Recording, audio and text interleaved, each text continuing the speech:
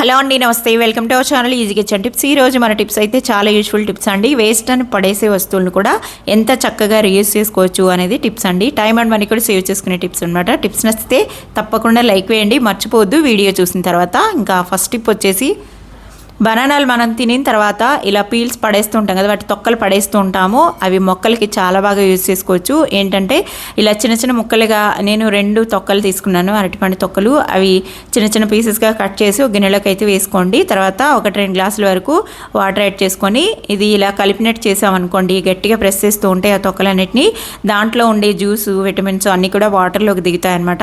ఇది కదపకుండా ఇలాగే 24 అవర్స్ పక్కన ఉంచేసేయండి. తర్వాత చూపిస్తున్నాను చూడండి, డార్క్ అయిపోయి కదా వాటర్ అంతా 24 అవర్స్ తర్వాత. ఇప్పుడు ఆ వాటర్ని మనం సెపరేట్గా తీసేసుకోవాలన్నమాట.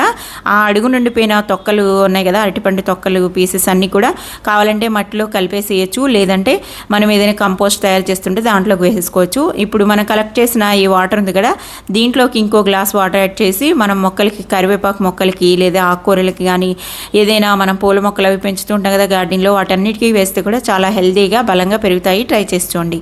ఇంకా నెక్స్ట్ టిప్ అండి, మనం కొబ్బరి చిప్పలు ఇలా పూజలప్పుడు కూడా ఎక్కువ మిగిలిపోతుంటాయి కదా కొట్టిన కొబ్బరి చిప్పలు. అయితే ఇవి మనం ఇలా ఈ పదాన్ని స్టోర్ చేసేస్తాం కవర్లో పెట్టి. అలా పెట్టడం వల్ల జిగురు వచ్చేస్తాయి, స్మెల్ మారిపోతాయి, పాడైపోతాయి. అలా ఎందుకు అవుతాయి అని అంటే, మనకి కొబ్బరి నీళ్ళు ఉంటాయి కదా, కొబ్బరి నీళ్ళు మనం కొట్టినప్పుడు తీసేస్తాము, కానీ ఆ తడి అంతా ఉండిపోయి దానికే, ఆ కొబ్బరికే అంటుకొని ఆరిపోవడం వల్ల మనకి అలాగే స్టోర్ చేయడం వల్ల జిగురు వచ్చేస్తాయి అనమాట, తొందరగా పాడైపోతాయి. అలా పాడవకుండా ఒకసారి మనం ఫ్రిడ్జ్లో స్టోర్ చేసేటప్పుడు ఆ కొబ్బరి నీళ్ళు అంతా కూడా పైన ఉన్నదంతా కడిగేసేయండి నీళ్ళతోటి.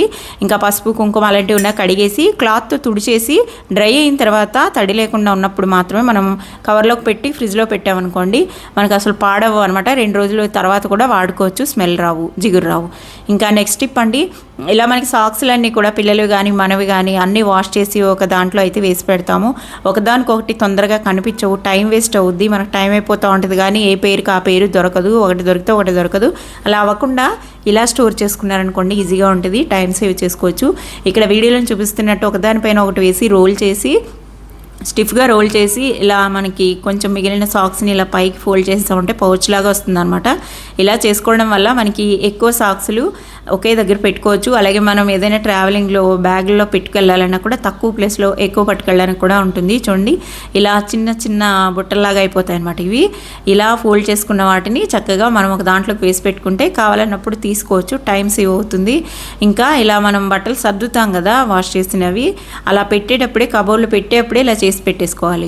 ఇంకా నెక్స్ట్ టిప్ అండి, మనకి ఇలాంటి చిన్న చిన్న బాక్సులు అయితే వస్తూ ఉంటాయి కదా, ఇలా అట్టపెట్టెలు లాంటివి వస్తాయి కదా, ఇది చిన్నగా చక్కగా ఉందన్నమాట. దీనితోటి మంచి ఆర్గనైజర్ తయారు చేసుకోవచ్చు. ఇక్కడ ఈ పైన ఉన్న అట్టముక్కలన్నీ కూడా లోపలికి ఫోల్డ్ చేసేసుకోవాలి, 4 వైపులా కూడా ఇలా ఫోల్డ్ చేసి తర్వాత దానికి గమ్ తోటి పెట్టేసుకోవచ్చు, లేదంటే నేను ఇక్కడ స్టాప్లర్ తోటి పిన్ చేసేస్తున్నాను 4 వైపులా కూడా, అవి కదలకుండా. ఇంకా లోపల వైపు మనకి స్టిఫ్గా ఉండడానికి అడుగున ఇలా న్యూస్ పేపర్నే ఒక 4-5 మడతలుగా తీసుకుని దాని సైజుకి సరిపడా ఫోల్డ్ చేసుకున్నాను.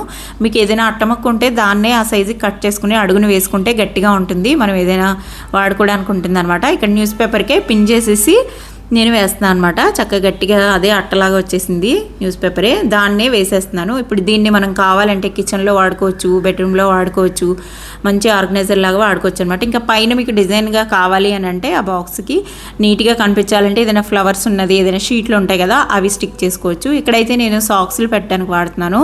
ఇలా ఫోల్డ్ చేసుకున్న సాక్స్లు అన్ని దీంట్లోకి పెట్టుకున్నాం అనుకోండి, చక్కగా ఉంటుంది అనమాట. ట్రై చేసి చూడండి. వీడియో నచ్చితే తప్పకుండా లైక్ ఇవ్వండి. బాయ్.